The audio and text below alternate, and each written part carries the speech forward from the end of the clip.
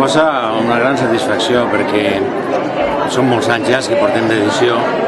d'uns premis que nasqueren d'un grup de jovens poetes Archila de l'Aire, que en el seu moment apostaren per crear un certamen literari i que ha tingut una continuïtat en els últims 20 anys i que d'alguna manera també ha anat quallant i creant, jo crec que un referent des del punt de vista de la poesia valenciana. D'altra banda, també per a nosaltres és una satisfacció el dedicar-li aquests premis a Marc Granell, el gran poeta valencià que per altra banda sempre ens ha acompanyat i per a nosaltres ha estat un honor que tots els anys vinga a donar els premis i d'alguna manera a celebrar amb tots els veïns del Mossarres este fi de setmana que sempre dediquem en primavera al llibre.